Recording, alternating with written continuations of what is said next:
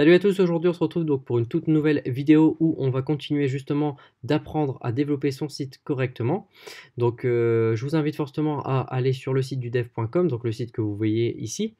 Donc c'est le site que moi j'ai développé justement pour que vous puissiez trouver donc toutes les informations nécessaires à la bonne réussite de votre développement de votre site. Mais à la fois vous allez aussi récupérer donc tout le code donc, qui sont contenus justement dans des articles. Car en fait, à chaque vidéo que je vais faire, donc chaque nouveau tutoriel, vous retrouverez justement tout le code sous forme d'articles sur mon site. Donc pour retrouver justement le code, vous allez dans PHP, donc la catégorie PHP, vous allez dans créer son site et ici vous allez avoir toutes les différentes, justement tous les différents articles où je vais faire à chaque fois une vidéo pour un nouveau tutoriel. Pour récupérer bien sûr la connexion à la base de données, vous allez ici donc apprendre le PHP, vous avez connexion à une base de données et deux fonctions super utiles que je vais utiliser tout au long de ces vidéos, donc fonction query et insert. Voilà, donc nous aujourd'hui on se trouve donc sur l'inscription, donc on va parler de l'inscription en PHP, donc comment inscrire un utilisateur pour qu'il puisse justement s'inscrire lui-même à son site, sur votre site. Donc voilà, donc comment ça se base? Au niveau d'aujourd'hui, en fait, ce qu'on va faire, c'est qu'on va créer un formulaire d'inscription. Donc, on va faire un formulaire d'inscription afin justement que vous puissiez justement faire que vous ayez en fait des utilisateurs sur votre site, donc de nouveaux utilisateurs. Et sur le formulaire, on va utiliser une méthode POST. Donc, en gros, principalement sur tous les formulaires, ce sera toujours une méthode POST où vous allez en fait faire le traitement sur la page en cours. Voilà. Donc comment ça se passe ici? Vous voyez justement que là, ce sera sur la page d'inscription.php que tout ce code va être. On a le côté PHP, donc le code qui se passe alors au-dessus, et on a le côté HTML. Donc là, avec notre formulaire et tous les champs de saisie qui vont bien. Donc ce que vous allez faire, c'est que vous allez justement prendre tout le code, voilà, HTML. Vous faites un copier, vous créez une page, donc inscription.php à la racine de votre projet. Là-dedans, vous allez faire, voilà, vous allez coller ce que vous avez copié. Et aussi, vous allez pouvoir mettre aussi votre connexion à une base de données. Donc la connexion, moi je l'ai mis dans un fichier, voilà, BD. Mon fichier est dedans. Et dedans, en fait, c'est vraiment la connexion. Donc où je vous ai dit d'aller justement, vous allez retrouver la connexion, donc ce qui est ici, voilà, principalement. Et ensuite, les deux fonctions qui sont à part. Donc pour vous expliquer rapidement, tout ce qui est ici, c'est pour faire la connexion à la base de données. Donc là, vous mettez justement sur où vous travaillez, si vous travaillez en local ou vous travaillez sur un site hébergé. Votre base de données que vous allez vous utiliser justement. Bien sûr, le mot de passe, l'utilisateur et le mot de passe. Donc le mot de passe, bien sûr, si vous êtes sur Windows, vous n'en avez pas besoin. Si vous êtes sur Mac OS X ou sur Linux, vous avez besoin de mettre root. Ou celui que vous avez choisi justement pour votre base de données. Voilà. Derrière, il y a les deux fonctions qui sont ici, fonction query et insert. Donc la fonction query, c'est une fonction d'interrogation. Donc elle renvoie un message. Donc vous imaginez que si on fait des requêtes, la seule qui renvoie un message, c'est le select. Donc cette fonction sera utile uniquement pour le select. Et la deuxième, c'est une fonction insert. Donc c'est principalement pour insérer des données, modifier ou supprimer des données. En fait, c'est vraiment là où on touche aux données. Et ici, on fait bien sûr la connexion à notre base de données. Donc là, on fait une nouvelle connexion de cette connexion ici. Et dedans, en fait, on va justement, à travers la variable db, on va pouvoir faire appel soit à la connexion qui est ici, soit à la fonction qui est ici, insert ou query. Directement, n'oubliez pas que en fait, ça va directement faire la connexion. Donc vous avez juste besoin de faire appel à cela. Parce que là, c'est la fonction constructeur. Donc ça se fait automatiquement, voilà, il n'y a pas de souci, on ne va pas trop rentrer dans le détail. Là, c'est du copier-coller. Vous remplissez les bons champs qui sont ici et vous n'oubliez pas de mettre ici pour faire votre connexion. Et voilà, on oublie le reste. Maintenant, on s'intéresse justement à la page d'inscription. Donc là, vous avez vu justement, on a un formulaire type, donc déjà avec aussi des messages d'erreur et des retours de valeurs, c'est-à-dire que lorsque vous allez rafraîchir votre page, les valeurs vont rester. Donc voilà, ça fait plutôt classe. Donc dedans, qu'est-ce qu'on a? On a le formulaire qui est ici, le formulaire POST, avec la méthode POST. On a nos différentes champs de saisie, nom, prénom, mail, mot de passe, confirmation du mot de passe, et le bouton justement pour soumettre notre formulaire.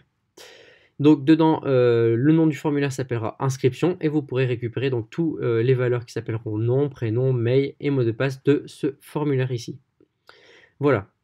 Donc maintenant, qu'est-ce qu'on a besoin? Donc c'est qu'en fait, on a besoin de faire ici, voilà, des balises PHP et on va récupérer en fait des données. Donc pour récupérer ces données, il va falloir dire que si on est différent de vide de la méthode post, voilà, donc la méthode post, c'est une variable qui s'appelle $post, donc il y aura des données une fois que vous allez renvoyer. Donc dedans, ce que vous allez faire, c'est que vous allez, s'il y a des données, effectivement, vous allez extraire. Donc vous allez faire un extract de justement cette valeur. Voilà. Et vous allez derrière, si vous voulez, vous pouvez déjà tester, on va mettre le prénom en affichage. Voilà, on va afficher le prénom. Donc dedans, voilà, je suis ici, je vais sur mon inscription, vous voyez le formulaire qui est ici, donc un formulaire classique, mais cette fois-ci qui va renvoyer quelque chose. Donc c'est-à-dire que si je mets mon nom, voilà, je mets test, je mets le prénom, je mets test, je mets l'adresse, je mets test, je mets un mot de passe quelconque, et je fais envoyer. Vous voyez que j'ai récupéré une donnée qui est ici test et qui est effectivement le prénom de mon utilisateur. Donc si je mets test 1 et bien sûr un mot de passe, hop, on voit qu'on en retient test 1. Si vous avez plusieurs formulaires, donc si vous avez un formulaire, imaginons, pour votre connexion et un formulaire pour votre inscription, il va falloir différencier justement ces deux formulaires, parce que vous n'allez pas faire un grand form pour tout, vous allez devoir faire, donc voilà, ce formulaire-là, ce sera un formulaire 1, et vous allez refaire, imaginons, un copier-coller avec écrit connexion, voilà, sur la même page. Donc il va falloir différencier. La différenciation, ça sera grâce à ici. Vous allez mettre un nom, voilà, un nom qui va être ici pour inscription et l'autre qui va être pour connexion. Donc dedans, ce que je vais faire pour différencier, parce que effectivement vous avez toujours la même page sur laquelle toutes les données vont être renvoyées, vous allez dire que si, donc i7, donc vous allez utiliser i7, c'est un booléen qui va renvoyer vrai ou faux si une valeur, une variable contient quelque chose. Donc moi, je vais regarder dans la variable post, si cette variable justement, elle contient quelque chose. Oh, voilà, là, je suis allé.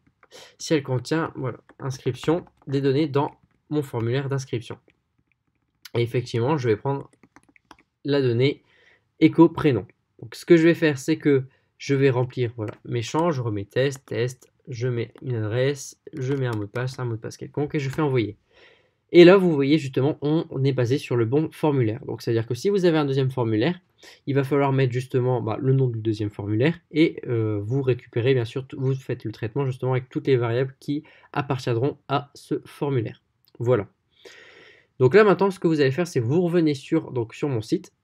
On va se baser donc du côté du PHP et on va tout prendre justement voilà, le code. Vous montez jusqu'en haut, vous prenez ici, vous faites un copier et ici vous collez. Donc maintenant je vais vous expliquer un peu comment ça fonctionne. Vous mettez session start, donc ça vous mettez sur n'importe quelle page toujours une session start. C'est ce qui va permettre de savoir si justement une session d'un utilisateur a été démarrée et récupérer bien sûr les valeurs de cette session. Voilà, je ne vous en dis pas plus là maintenant, je vous expliquerai ça prochainement. Ensuite, vous incluez votre connexion à votre base de données, donc, le fameux fichier connexion DB qui est ici. Ici, bon, justement, c'est pour savoir s'il y a une session. Donc là, c'est grâce à ça. Donc si on a chargé une session, on va pas, en fait, si un utilisateur s'est connecté, on va pas lui autoriser à revenir sur la page d'inscription pour se réinscrire, ce qui est un peu débile. Donc voilà, là c'est une condition pour éviter ça. On n'en parle pas plus. Et ici, on retrouve ce que j'avais dit. Donc voilà, on récupère la valeur du $post si elle est remplie. On va les extraire et on va se placer sur le bon formulaire. Voilà.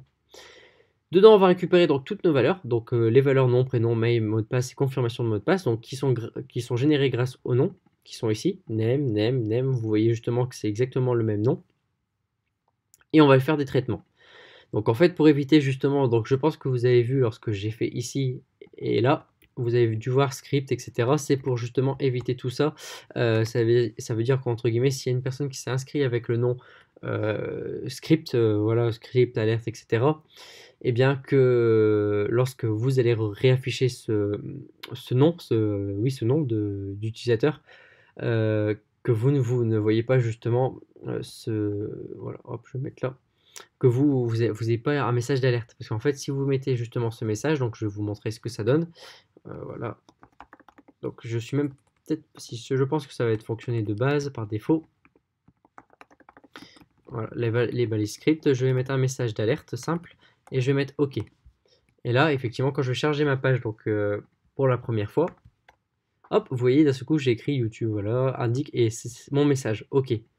Donc c'est pour éviter ça, donc entre guillemets en sortie, que justement vous allez mettre les HTML entity pour ne pas avoir ce problème-là lors de vos sorties, comme lors de vos enregistrements dans votre base de données. Voilà. Là, je vous en dis pas plus, c'est pour la sécurité. Le trim, ça permet d'enlever les espaces avant et après. Pour le mail, un mail, c'est toujours tout en minuscule. Donc, on utilise le STRT all lower, donc pour dire que tous les caractères soient en minuscule. Le mot de passe, on s'en fout totalement. C'est juste un mot de passe sur la personne qui a envie de se loguer. Donc là, elle met ce qu'elle veut, il n'y a pas de souci. On enlève juste par contre les espaces avant et après. La personne ne va pas se connecter avec, imaginons, 1, 2, 3, 4 espaces et du blablabla. On commence par plutôt son blablabla, les espaces intérieurs, les blablabla et peut-être et pas d'espace non plus extérieur. Voilà, c'est tout. Derrière, on va faire des vérifications. Donc la vérification d'un nom, si l'utilisateur a bien positionné un nom, si l'utilisateur a bien positionné un prénom, s'il a bien positionné un mail. Bien sûr, dans le mail, savoir si il a bien respecté la règle de construction d'un mail. Donc c'est la preg-match. Ça va permettre de savoir si c'est bien constitué. Imaginons toto68 gmail.com. Donc en fait, on a bien quelque chose avant l'arrobase. On a forcément un autre truc, un point, et on a com et faire d'autres choses voilà, qui existent. Dedans, donc voilà, on va vérifier aussi si le mail de l'utilisateur existe, oui ou non. Donc c'est-à-dire qu'en fait, chaque utilisateur, pour les différencier, on va faire pour un compte différent, on va dire que l'utilisateur ne peut pas se connecter 2 fois avec la même adresse mail. Donc l'adresse mail restera unique. Et on va faire aussi une petite vérification justement dans notre base de données pour savoir si ce mail existe, oui ou non. Donc si ça nous envoie justement, donc là vous voyez, j'utilise ma connexion et j'utilise la fonction query. Je vais faire mon select, donc ici, et dans mon select, effectivement, si j'ai un retour justement d'une information, c'est-à-dire retour du mail, eh bien, je vais dire que je vais mettre un message d'erreur en disant, voilà, ce mail existe déjà et entre guillemets, changez-le. On fait la confirmation, la vérification du mot de passe, la confirmation, donc savoir si le mot de passe, la confirmation correspond bien au mot de passe. Si c'est différent, dans tous les cas, voilà, vous ne faites pas plus de vérification, vous dites que c'est différent. Et si toutes les conditions sont remplies, donc c'est-à-dire que si vous n'avez jamais mis valide égale à faux, alors c'est-à-dire que votre valide égale à vrai, donc c'est-à-dire que tout est OK, vous allez crypter votre justement mot de passe, donc avec votre clé unique. Pour récupérer votre clé unique, je vous invite à aller sur, donc vous faites crypt, voilà, vous tapez PHP. Dans PHP, vous allez sur le site de PHP avec la fonction crypt, donc que je n'ai pas inventé, qui est fait 2. Et dedans, vous allez choisir voilà, un code que vous utilisez en encrypt CHA256, soit 512, ou il y en a d'autres effectivement aussi qui existent, et vous allez récupérer voilà, ça qui est intéressant. Hop, et voilà, vous récupérez l'intérieur ici. Vous allez le mettre à la place de votre clé unique, qui est ici. Vous mettez des codes forcément. Et dedans, vous allez changer. Vous allez personnaliser votre clé. Donc, imaginons, je personnalise toute ma clé. Je mets n'importe quoi vraiment. Donc, plus elle est longue, mieux c'est. Moins elle est longue, moins c'est bien. Peut-être que j'ai enlevé quelque chose. Oui, j'ai enlevé le dollar par contre. Je vais le rajouter qui est ici. Voilà, je rajoute le dollar, c'est tout. Et donc voilà, vous personnalisez votre clé, c'est tout. Ensuite, on avait fait dans la base de données, lorsque votre utilisateur va s'inscrire, qu'il ait une date de création. Donc ça veut dire que lorsque l'utilisateur s'inscrit à telle heure, telle date, telle minute, hop, c'est inséré dans notre base de données. Ensuite, on va insérer nos données, donc toutes les données. On va faire donc utiliser la fonction insert qu'on avait dedans dans notre dossier, dans notre fichier. Et vous allez insérer donc dans la table utilisateur, nom, prénom, mail, mot de passe, la date de création du compte. Vous allez mettre des points d'interrogation et à chaque point d'interrogation correspondra une variable donc, dans l'ordre. Donc ça veut dire qu'ici il y avait nom, prénom, mail. Donc là ce sera nom, prénom, mail, mot de passe et date de création de compte. Ici vous avez donc on met la variable du nom, la variable du prénom, du mail, du mot de passe. Donc bien sûr le mot de passe qui est crypté. Et voilà la date de création de compte. Derrière, on va envoyer, donc on va rafraîchir en fait, on va dire voilà, sur quelle page vous voulez vous positionner, donc sur la page de connexion, sur la page d'index, ce que vous voulez comme page, et on va arrêter. Ça veut dire qu'en fait le traitement sera stoppé net. Ça veut dire que si on continuait, donc c'est-à-dire qu'ici on laissait, qu'il n'y avait aucune vérification, vous pourriez ajouter à chaque fois 36 000 utilisateurs. Là, c'est impossible parce que s'il y a déjà le mail fait, on ne pourra pas ajouter 2 fois l'utilisateur avec le même mail. Voilà. Là, c'est tout, c'est juste pour dire, voilà, on ne va pas exécuter le traitement si on fait un retour en arrière, parce que bah, ça va arrêter justement le traitement de la page. Bon, là, vous pouvez me croire sur parole, c'est peut-être un peu dur à expliquer comme ça, mais vous allez voir par la suite avec l'expérience, vraiment qu'effectivement, il faudra toujours mettre ça. Vous sauvegardez votre fichier, et on va voir, voilà, maintenant, qu'est-ce qui va se passer de l'autre côté. Donc ici, je vais rafraîchir. Il ne se passe rien, donc effectivement, comme je vous l'avais dit, c'est normal, le formulaire est vide. Et on va mettre des valeurs. Donc je vais mettre test, une adresse, un mot de passe, le même mot de passe équivalent, et je vais faire envoyer. J'ai envoyé, donc tout s'est bien passé, vous avez vu que j'ai eu ma redirection. Dans ma base de données, je vais ici, je vais voir, hop, effectivement, j'ai eu une ligne en plus. Je vais regarder, donc dans ma table utilisateur, et effectivement, vous voyez, donc l'idée c'est un auto-incrémente, donc il va s'auto-incrémenter tout seul, on s'en moque. Le nom, prénom, on les a bien, on a bien le mail, on a bien le mot de passe qui est crypté, on a bien la date de création du compte qui a été fait, voilà, aujourd'hui, donc le 27 février à 19h49 et 07 secondes. Et si, imaginons, donc j'ai envie de reprendre toutes les informations que j'avais mises juste avant, voilà, je reprends la même adresse mail, je reprends le mot de passe indifférent ou le même, on s'en fout. Je fais envoyer. On ne pourra pas. Ce mail existe déjà, donc ça veut dire que ça va bien vérifier dans la base de données. Si vous faites un mot de passe différent, effectivement, voilà, je mets le mot de passe différent. Vous... Ah oui, oui, effectivement, je pense savoir pourquoi. Voilà, ça ici, il faut que je mette erreur. Voilà, et ici, le message d'erreur. Je rafraîchis, hop, et effectivement, vous voyez, la confirmation du mot de passe ne correspond pas, ce qui est logique. Pareil ici, les inscriptions, non ici, pour le nom, prénom, donc il n'y a pas de souci. Donc voilà. Donc pour inscrire un deuxième utilisateur, donc c'est très simple, je vais changer son adresse mail, donc je vais mettre test1. Je fais envoyer, j'envoie, donc ça veut dire que cette fois-ci, mon utilisateur est bien dans la base de données. Je rafraîchis. Vous voyez que votre utilisateur numéro 2 est bien inscrit avec la date de création, donc à 19h50 et 31 secondes. Donc voilà. Donc l'objectif c'est atteint justement. Donc on est arrivé jusqu'à la fin d'une inscription, donc en PHP et bien sûr l'HTML. Donc effectivement, vous voyez au niveau du formulaire d'inscription, c'est simple. Vous pouvez utiliser nom, prénom, peut-être le sexe de la personne. Si vous ne voulez pas mettre de nom, prénom, vous pouvez mettre un pseudo. Il y a le mail, voilà, le mot de passe, vous pouvez mettre peut-être le sexe de la personne, la date d'anniversaire, vous pouvez mettre quantité d'informations que vous voulez récupérer. N'oubliez pas, c'est surtout de bien vérifier si imaginons, ces données sont utiles et de limiter peut-être et de bien sécuriser surtout vos données comme j'ai fait, d'enlever justement les espaces avant, après, de bien vérifier que l'adresse mail c'est bien une adresse mail, le mot de passe aussi de bien confirmer et surtout de crypter parce que vous ne devez pas avoir justement le mot de passe non crypté dans votre site. Sinon, on va pouvoir vraiment violer tous les mots de passe facilement de votre site et donc voler tous les comptes d'utilisateurs et même hacker votre site carrément. Donc voilà. Donc pour commencer, voilà, vous partez sur de bonnes bases sur cette inscription. Donc n'hésitez pas, tout le code est justement sur le site du dev que je vous ai présenté. Donc je vous invite forcément à y aller si vous voulez récupérer vite, très rapidement et juste à écouter voilà, les commentaires, comment ça fonctionne, etc. et à quoi ça sert.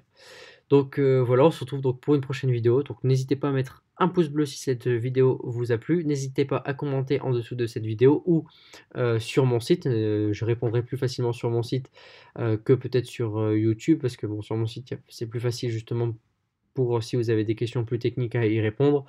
Donc voilà, donc on se retrouve pour une prochaine vidéo. Allez, à plus.